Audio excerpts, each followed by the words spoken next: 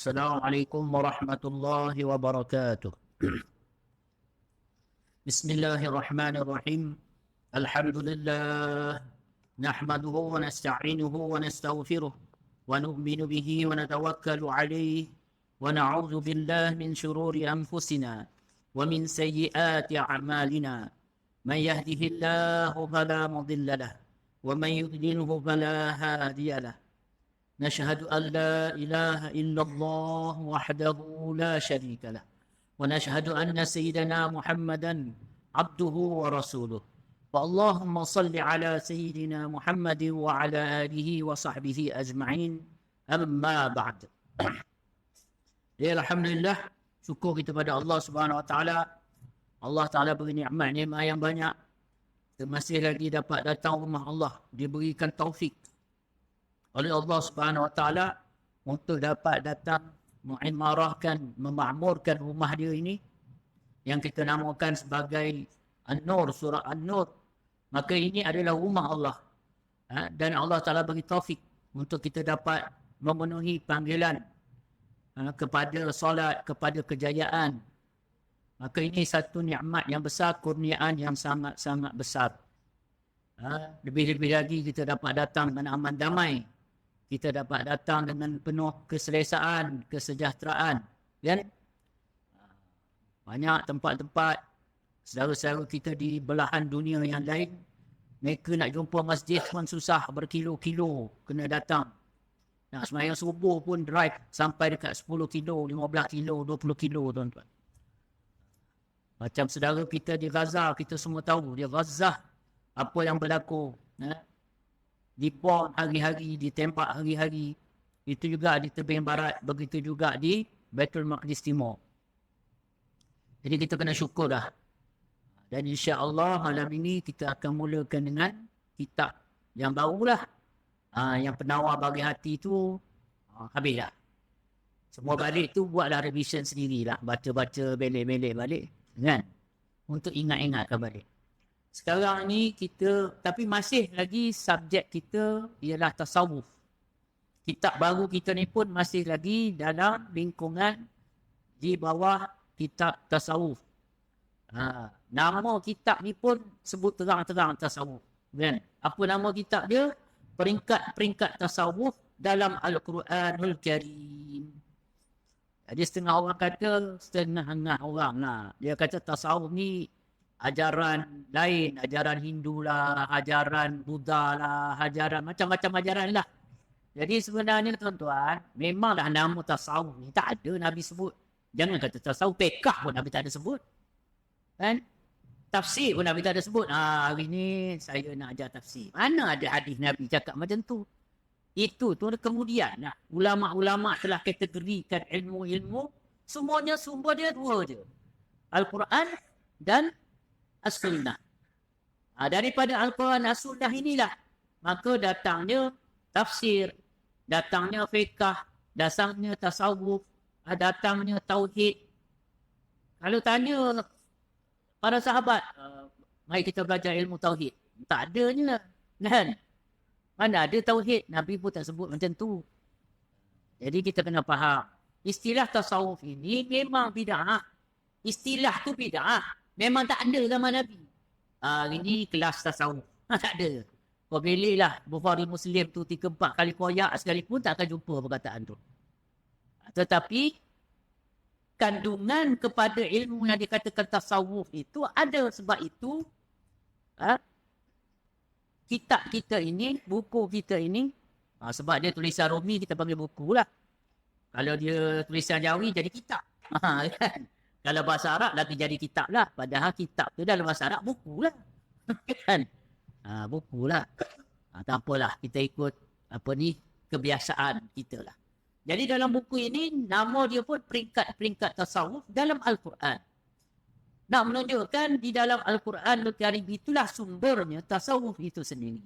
Bahkan Al-Quranul Karim melalui ayat-ayat dia telah menyajikan kepada kita apa yang dikatakan sebagai tasawuf itu sendiri. Jadi kita akan tengoklah.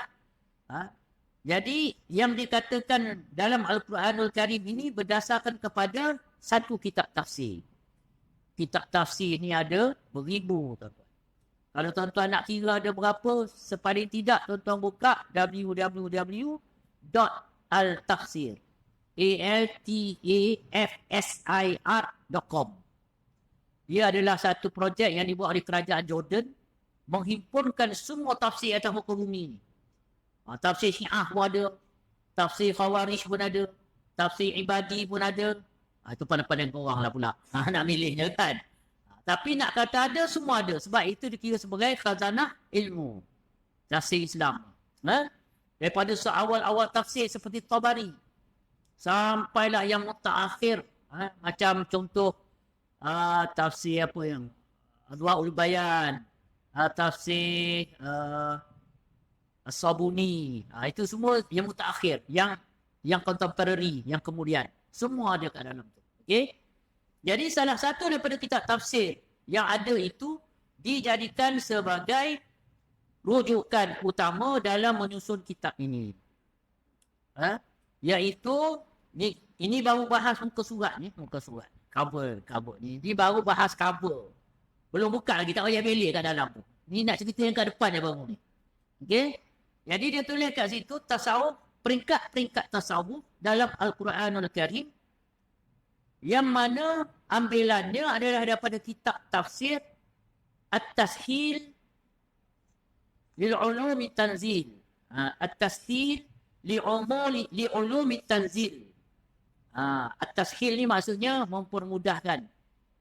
Li'ulumi Tanzil, untuk ilmu-ilmu berkenaan dengan ayat-ayat Allah yang diturunkan. Memang kitab tafsir lah maksudnya.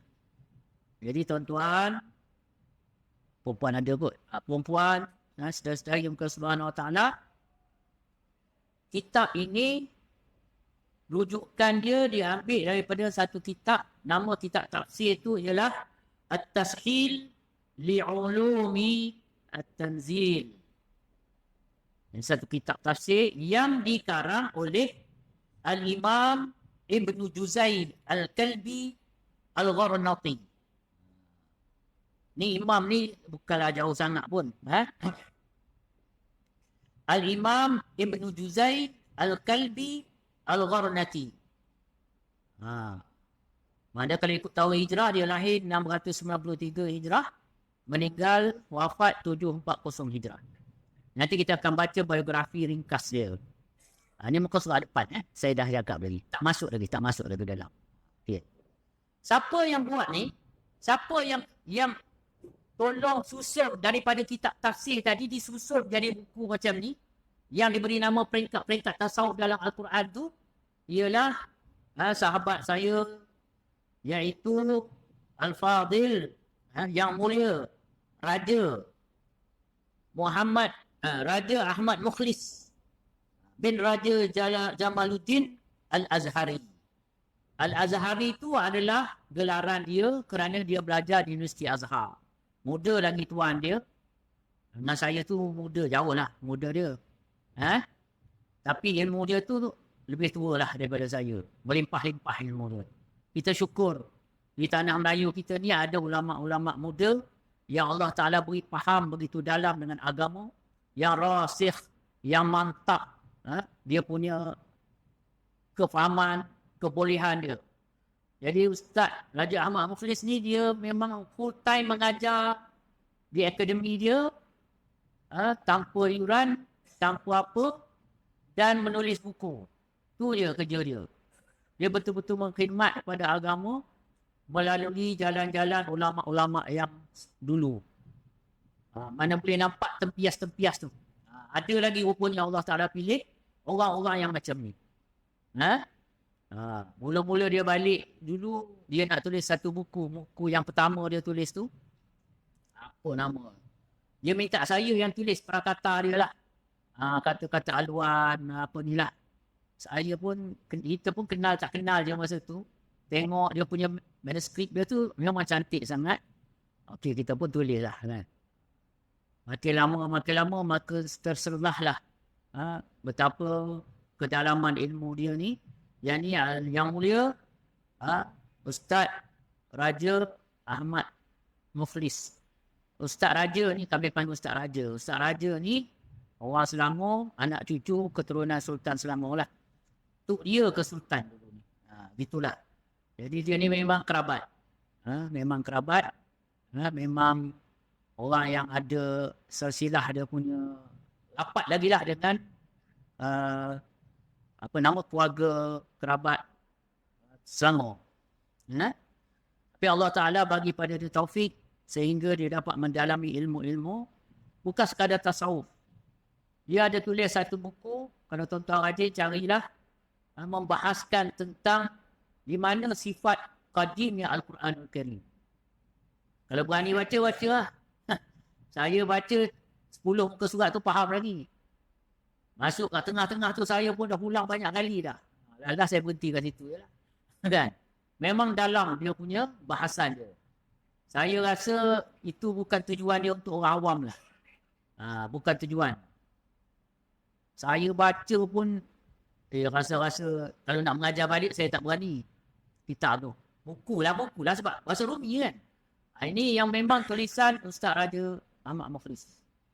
Tapi yang ini yang dibuat ini memang bertujuan untuk, dia pun bagi tahu saya, memang tujuan dia untuk orang awam. Cara penyampaian yang dimudahkan, yang diringkaskan supaya kita dapat ambil manfaat. Dan saya dah dia bagi kebenaran lah untuk mengajar kitab ni. InsyaAllah. Ambil lama dah rasanya. Ada pun. Ada saya ambil hari tu berapa berapa naskah? 30 30 naskah. Apa dia? Teringatkan Januari ni kitab baru rupanya habis tahun ni juga baru habis kan. Setahun tertunda ni nak ngajar kitab ni. Apa nak buat? Itu apa yang Allah takdirkan. Jadi insya-Allah tuan-tuan, inilah nama kitab lah. Ni Maktabah Al-Ihya ni memang maktabah milik Ustaz Raja Ahmad Mukhlis lah. Jangan-jangan mungkin ada occasion tentu jemputlah dia. Jemputlah dia. Orang muda lagi. Tapi masya-Allah. Apa dah? Cubalah. Saya takut jadual dia je. Boleh nanti saya tanya lah. Kalau dia free kan. Dia pun masya-Allah lah. Sana sini.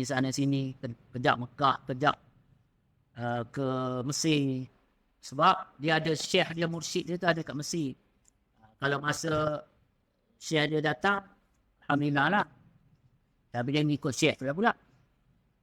Dia khidmat pada syekh dia. Masya-Allah. Satu orang bagi saya lah. Syukur di Malaysia ni ada beberapa orang yang macam ni yang Allah Ta'ala pilih dan beri kemampuan kepada mereka. Baik. Jadi, itu Ustaz Raja Ahmad Mukhlis. Barulah kita buka muka surat tak ada apa. Yang cetakan apa semua tu baca sendirilah. Itu tak payah saya hurai. Sekarang kita pergi kepada muka surat 3. Muka surat 3 itulah bermulanya kandungan, susunan yang telah dibuat oleh Al-Fadhil yang mulia Ustaz Raja Ahmad Mukhlis. Bismillahirrahmanirrahim. Dia mulakan dengan Bismillah. Bismillah ni apa maksud Bismillah? Apa nama Bismillah? Panggilan Bismillah iaitu Basmalah. Kita orang surau ni jangan sampai tak tahulah. Kalau orang kata Basmalah tu maksudnya Bismillahirrahmanirrahim. Bukan Bismillah. Bismillah tu sekerat. Kalau kata Basmalah makna dia Bismillahirrahmanirrahim. Kalau hawqalah la hawla wa la quwwata illa billahil aliyil azim. Maksudnya gitu. Jadi kita kena familiar lah dengan istilah-istilah yang sangat-sangat basic sebenarnya. Lebih-lebih lagi kita orang yang selalu berada dalam majlis-majlis ilmu. Jadi Bismillahirrahmanirrahim. Mula-mula sekali dituliskan, diletakkan, dimulakan kitab ini dengan basmalah. Sekali, jadi kita tengok. Apa makna basmalah? Apa makna Bismillahirrahmanirrahim ini? Apa yang dimaksudkan bila kita mulakan sesuatu itu dengan Bismillah? Memang kita pun digalakkan untuk memulakan sesuatu dengan Bismillah. Yang baik. Maka di sini antara yang dibahaskan oleh alim ulama, Bismillahirrahmanirrahim ataupun nama basmalah tadi, tujuan ialah bimusahabati. Makna dia. bimusahabati ismullah ar-Rahman ar-Rahim. Oh, Bila seseorang menulis kitab, dia mula dengan Bismillahirrahmanirrahim. Dan sunnah Nabi SAW, bila Nabi tulis surat, bukan Nabi lah, tulis sendiri. Nabi diktik je. Sahabat lah yang menulis kan. Mesti dia akan mula dengan Bismillahirrahmanirrahim. Jadi kita ni tuan-tuan, kalau kita tulis surat atau tulis email, sekarang banyak email lah daripada surat. Tulis dengan mula Bismillahirrahmanirrahim. Itu sunnah cara Nabi SAW tulis surat. Maka disebabkan itu, boleh kata semua kitab-kitab akan dimulakan dengan Bismillahirrahmanirrahim. Ini buku kita ni dah tulisan Rumi kan? Boleh baca sendiri ya. Bahasa pun bahasa moden, bukan bahasa ada pun ia akan dia maka ia tu tak ada kan. Direct je bahasa ni. Rasanya cepat habis kitab ni. Tapi apa pun kita tengok. Bismillah ini makna dia apa dia? Bahasa Arab dulu saya baca. Bila satu orang tu tulis Bismillahirrahmanirrahim nak memulakan satu kitab, ia bermakna bimusahabati, dengan bertemankan Ismullah, nama Allah, Ar-Rahman yang pemurah, Ar-Rahim yang penyayang. U'allifu kitabi hadha, aku menulis mengarang kitab aku ini. Mutabarrakan, kerana nak mengambil berkat, wa musta'inan, dan kerana memohon pertolongan Allah. Wow. Maksudnya, bila satu orang tu mula tulis kitab Bismillahirrahmanirrahim, dia cuma tak tulis panjang. Dia ringkaskan terus tulis Bismillah. Kalau nak ikutkan yang sebenarnya kita kena faham macam ni. Bila nampak Bismillah dia tulis pada mula-mula kitab, dia bermaksud aku memulakan penulisan kitab ini dengan bertemankan nama Allah yang Maha Pemurah lagi Maha Penyayang. Semata-mata mengharapkan keberkatan dan pertolongan Allah dalam penulisan aku ini. Itu kalau kita tulis. Kalau kita makan, Bismillahirrahmanirrahim, maksudnya apa? Kita nak ambil berkat, dengan makan kita itu kita mohon keberkatan dan mohon pertolongan Allah SWT supaya makan kita itu makan yang bermanfaat kepada kita. Jadi makan yang paling bermanfaat ialah makanan yang halal. Lepas tu kita pun kadang kita dah cuba dah usaha untuk elak daripada haram kan. Cek lah lambang logo tu. Rupa-rupa logo tipu juga. Kita tak tahu. Jadi kita minta tolong dengan Allah Ta'ala. Bila kata Bismillahirrahmanirrahim, seolah-olah ya Allah, aku minta tolong dengan kau supaya makanan aku ini jadi makanan yang halal. Yang betul-betul kau terima sebagai makanan yang baik untuk aku. Itu kalau dari segi makan. Apa saja perbuatan yang lain. Sebab tu hukum Bismillah ni ada banyak. Hukum Bismillah ni ada banyak. Hukum pertama wajib. Tak mana wajib? Baca Bismillah. Masuk Fatihah lah. Fatihah dalam semayang tu. Wajib hukum tu. Yang mana sunat? Apa saja perkara yang baik. Maka sunat. Sunat. Mana yang hukum makruh? Baca Bismillah. Tak mana? Ada tak hukum makruh baca Bismillah? Ada. Tak mana? Bila baca di tempat yang kotor. Makruh. Tepi tong sampah. Makruh tu. Satu lagi, hukum ialah haram. Tak mana haram? Yang pertama sekali buat maksiat. Petik jambu orang, Bismillahirrahmanirrahim. Haram. Bukan bertambah berkat tu nama dia. Haram. Kan kecil-kecil dulu biasa kan. Jambu lalu balik Jumaat tu. Baru je balik semayang Jumaat tu. Lalu depan rumah orang ada jambu. Bismillahirrahmanirrahim. Allahumma barik lana fima razaqtana. Punya panjang baca doa. Jambu curi. Itu raya pula lah baru minta maaf tu. Bila hari raya, maafkan saya batin. Niat dalam hati sekali dengan jambu-jambu yang pemakan dulu kan.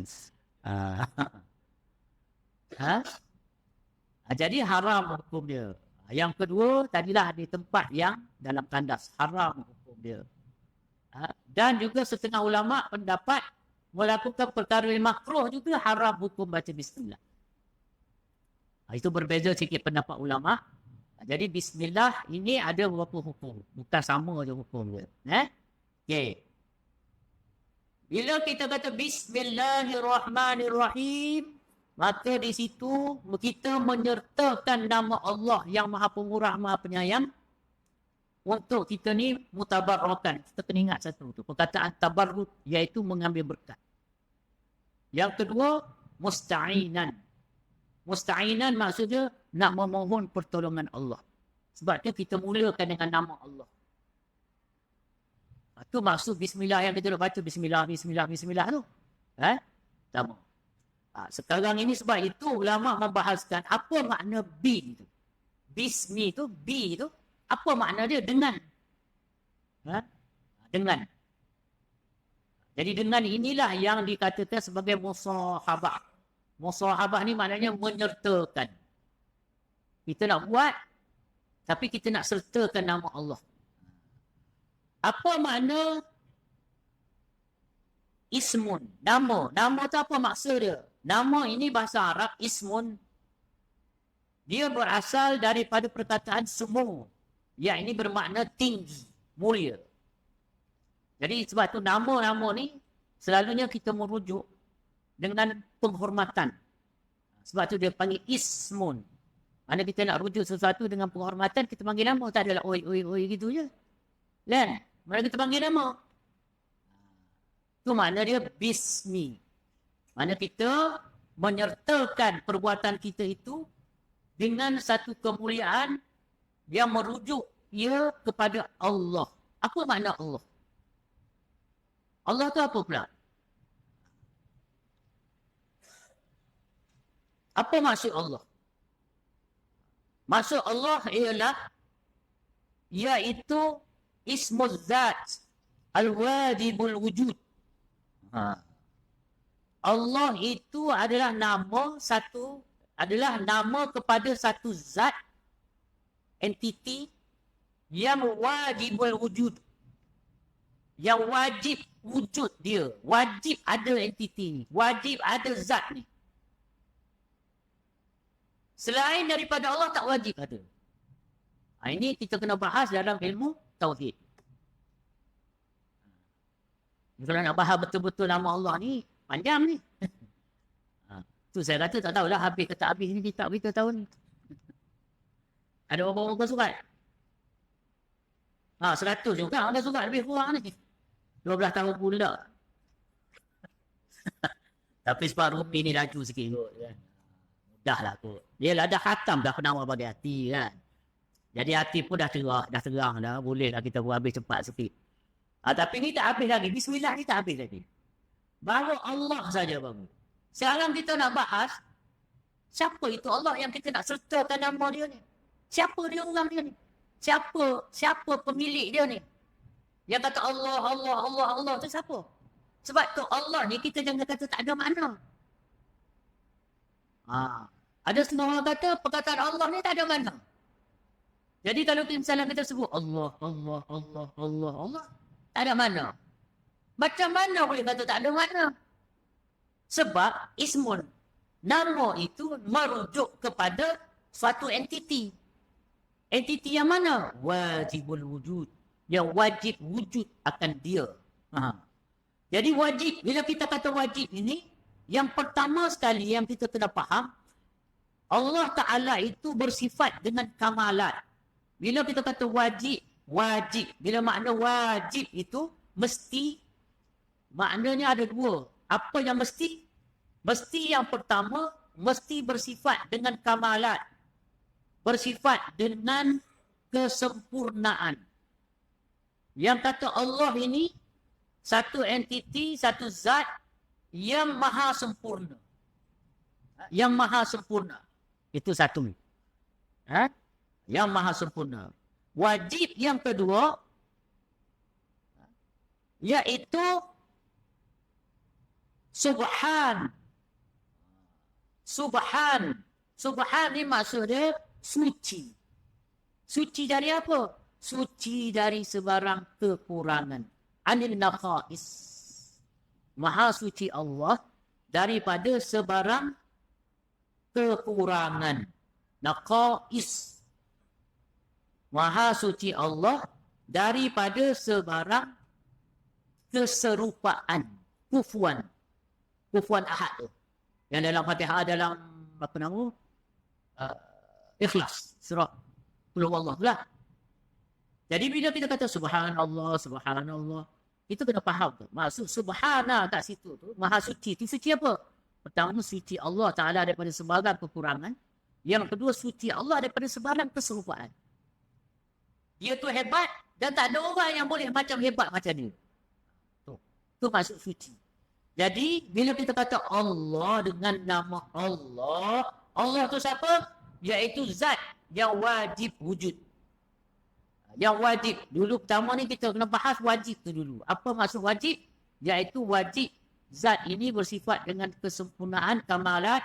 Yang kedua, wajib bersifat dengan maha suci dia. Manakala yang kata wujud. Yang kata wujud tu apa? Yang wajibul wujud. Wujud tu maksud dia ada. Jadi bila kata ada yang macam mana? Adanya Allah Ta'ala itu yang pertama sekali yang kita kena faham dan kita kena letakkan. Adanya Allah itu ialah dengan sifat qidam. Sifat Allah Ta'ala, adanya Allah dah dengan qidam. Apa maksud qidam? Ni semua dah sifat 20 kan? Apa maksud qidam? Sedia kala, sedia ada, bukan kala, sedia ada. Sedia ada Allah Ta'ala. Maksudnya Allah itu ada tanpa mula. Kalau bermula maknanya masih ada ke? Tak juga. Kalau bermula maksudnya dia bukan qidam, dia bukan qadim. Akidah kita Ahlussunnah wal Jamaah, selain Allah semuanya bermula. Hanya Allah yang tanpa mula. Itulah wujudnya Allah itu qidam. Satu lagi, baqa. Tuan nampak tak gambar Raja hari ni? Apa itu Allah? Siapa itu Allah? Yang kita kata nama Allah, iaitulah dialah zat yang maha, yang wajib wujud. Zat yang wajib wujud. Apa itu wajib? Wajib dengan kesempurnaan dan wajib suci dari sebarang kekurangan. Apa yang kata wujud? Pecah dua pula. Wujud Allah itu dengan qidam dan satu lagi ialah baqa. Wujud Allah Ta'ala dengan qidam. Sedia ada tanpa bermula dan Allah Ta'ala kekal tanpa akhir. Tanpa berakhir. Itu. Itu dia sifat bagi Allah Subhanahu wa Ta'ala yang ada di dalam nama Allah. Jadi bila nama Allah, kita kata Bismillah. Itu sifat dia. Itu sifat dia.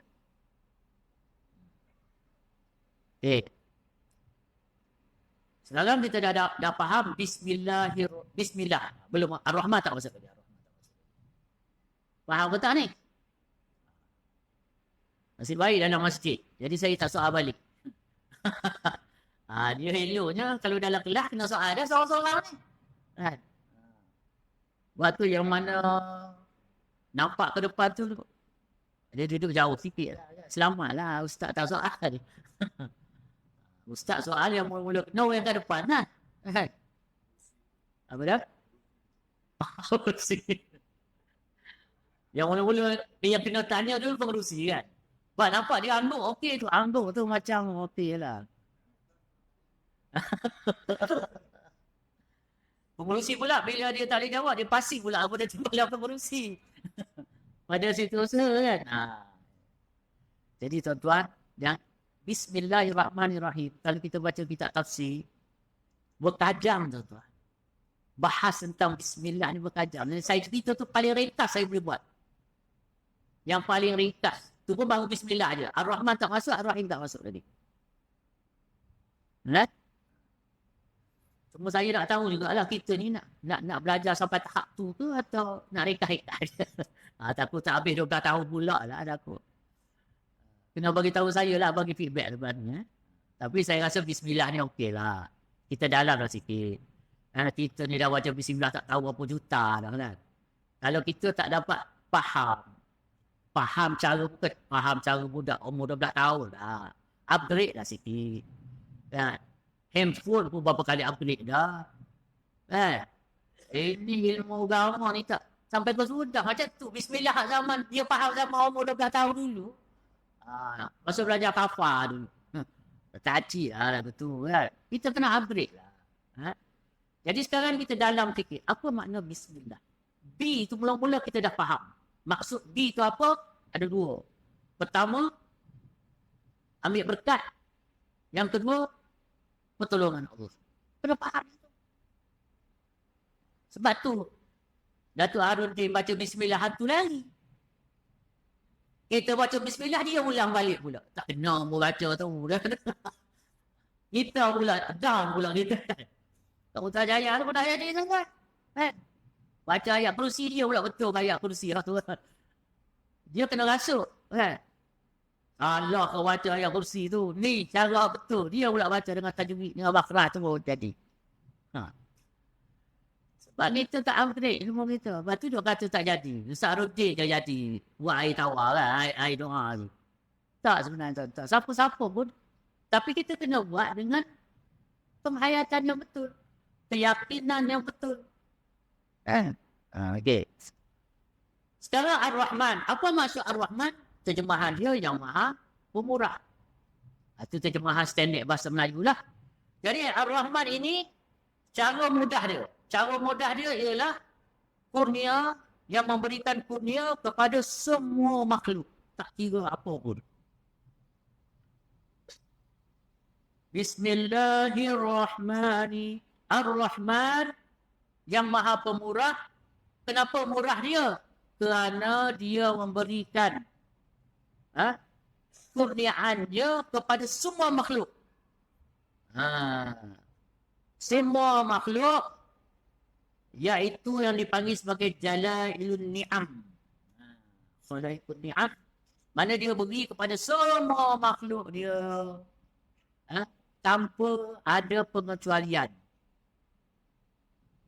Contoh, oksigen. Mana banyak oksigen? Kita orang yang Islam ke orang yang bukan Islam dapat banyak oksigen? Sama je. Dia tak ada lah pula buat. Dia ni tak sebuah atur ni. Lagi 5% saja lah ayat oksigen kan. Tak ada. Silat-silat lagi sihat dia pula pada kita kan. Sebab itu dia Allah Ta'ala ni dia sifatkan mula-mula dengan Ar-Rahman. Syekh As-Sawi dia kata Ar-Rahman ini maksud dia Al-Mun'im. Yang memberi nikmat. Pemberi nikmat bijami'in ni'am dengan segala nikmat-nikmat. Tamman walau banyak mana. Wa kaifan walau macam mana. Wa dunyawiyatan sama ada nikmat keduniaan. Wa ukhrawiyatan sama ada nikmat keakhiratan. Zahiriyatan sama ada nikmat zahir. Wa batiniyatan dan juga nikmat dalaman, nikmat batin. Masuk batin ni rasa gembira, rasa bahagia. Ini pun nikmat yang Allah Ta'ala bagi. Sebab apa? Sedih, gembira, lapar, serabut, bimbang, tenang. Ini semua makhluk Allah Ta'ala. Kalau Allah tak cipta sedih, sedih tak wujud. Kalau Allah tak cipta gembira, gembira pun tak wujud. Pemilik sedih, pemilik gembira, hanya Allah. Dialah yang memberi. Siapa yang dia bagi sedih, walaupun tidur atas emas, dalam bilik emas, ekor 40 biji pun dia tak akan rasa gembira. Tapi kalau Allah, orang yang Allah Ta'ala bagi rasa gembira, rasa relax, rasa tenang, walaupun duduk macam orang Gaza duduk dalam kemah, yang ditimpa hujan, diserbu angin sejuk sekalipun, dia akan dapat ketenangan. Ini sebab ini semua milik Allah Subhanahu Wa Taala. Ar-Rahman maksudnya Al-Mun'im yang memberi nikmat. Jami'in ni'am.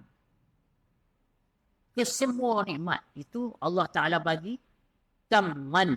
Saya ulang balik. Apa yang Imam As-Sawi kata, tamman, walau berapa banyak sekalipun, wa kaifan, walau macam mana sekalipun, wa dunyawiyatan, keduniaan, wa ukhrawiyatan, keakhiratan, zahiriyatan, zahir, wa batiniyatan, dan batin, zahir batin.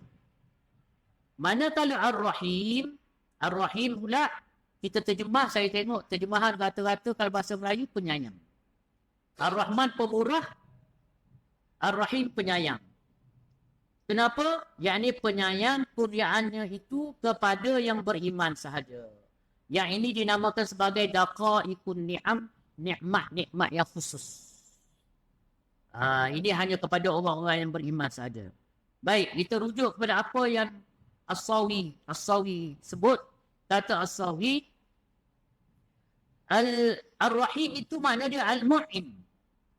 Bidaqa'iqin ni'ami, dengan nikmat-nikmat yang lebih detail, tamman, walau berapa banyak, wa kaifan, walau macam mana, wa dunyawiyatan, baik hal keduniaan, wa ukhrawiyatan, baik keakhiratan, zahiriyatan, baik yang zahir, wa batiniyatan, baik yang batin.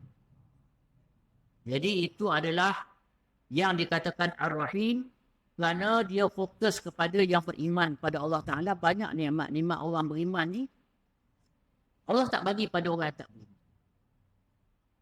Kalau yang contoh mudah saya rasa sekarang ni, yang dunia paling terkesan, tengok orang Gaza ni, Gaza. Sampai orang-orang atheist yang tak percaya Tuhan pun pelik.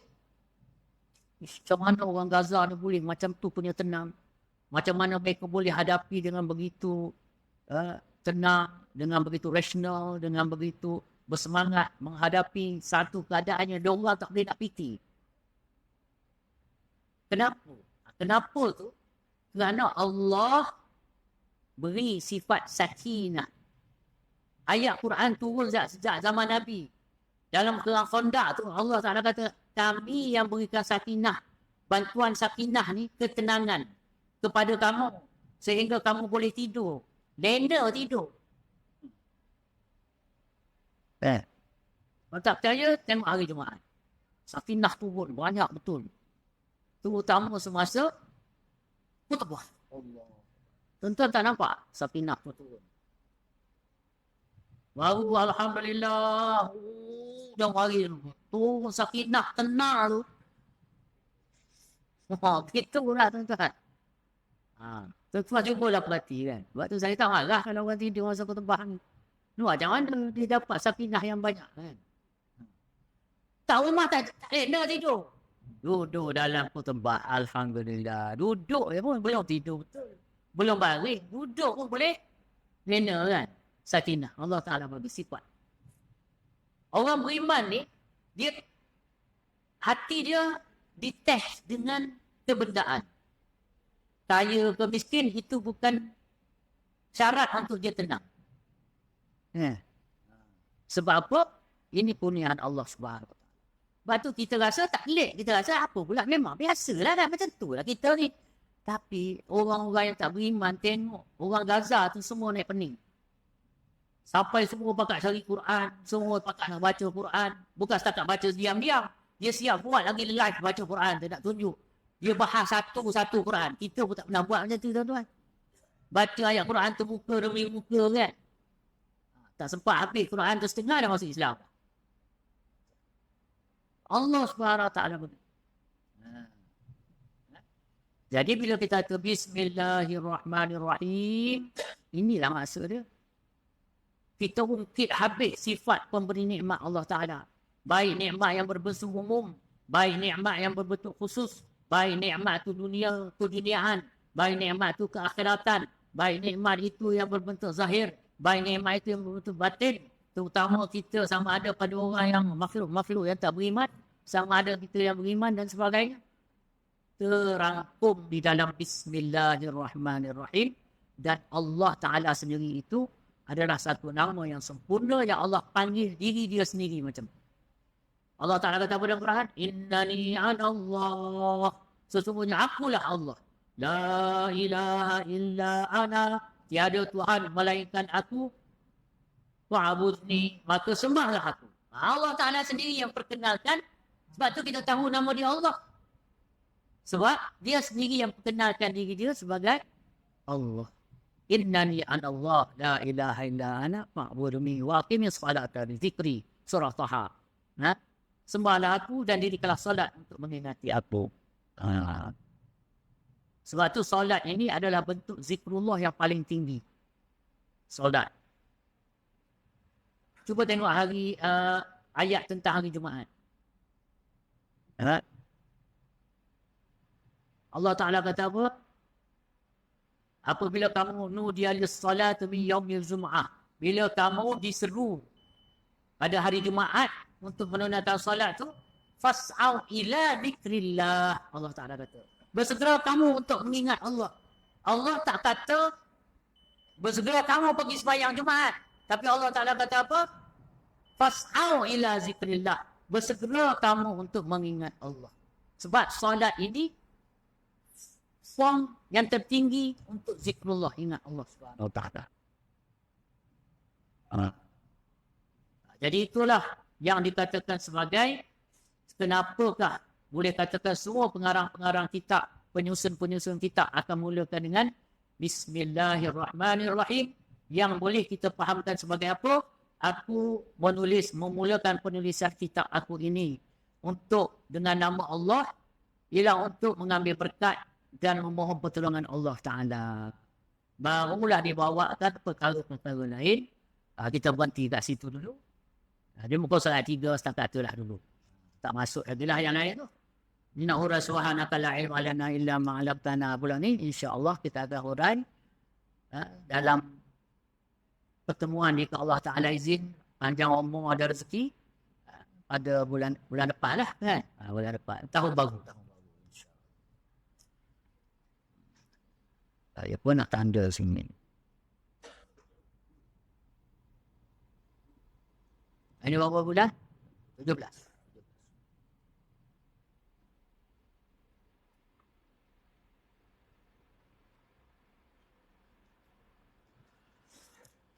وبهذا أعوذ بالله من الشيطان الرجيم. بسم الله الرحمن الرحيم. الحمد لله رب العالمين. اللهم صل على سيدنا محمد وعلى آله وصحبه أجمعين. ربنا اشرح لنا صدورنا ويسر لنا أمورنا واحلل عقدة من ألسنتنا يفقهوا أقوالنا. ربنا زدنا علما وارزقنا فهما. اللهم إنا نسألك حبك وحب من يحبك والعمل الذي يبلغنا حبك. اللهم ارزقنا حبك وحب رسولك وحب من ينفعنا حبه عندك برحمتك يا أرحم الراحمين. اللهم انصر إخواننا في فلسطين. اللهم انصر إخواننا في فلسطين. اللهم انصر إخواننا في فلسطين عامة وفي غزة العزة خاصة. اللهم ثبت أقدامهم. اللهم صبرهم على مصيبتهم. اللهم ارحم وتقبل شهداءهم. اللهم انصرهم ولا تنصر عليهم. اللهم أجيهم. اللهم انصر ولا تنصر عليهم برحمتك يا أرحم الراحمين. اللهم إنا نجعلك في نهور أعدائنا ونعوذ بك من شرورهم. سبحانك اللهم بحمدك نشهد أن لا إله إلا أنت نستغفرك ونتوب إليك. وصلى الله على سيدنا محمد وعلى آله وصحبه وسلم. سبحان ربك رب العزة عما يصفون وسلام على المرسلين والحمد لله.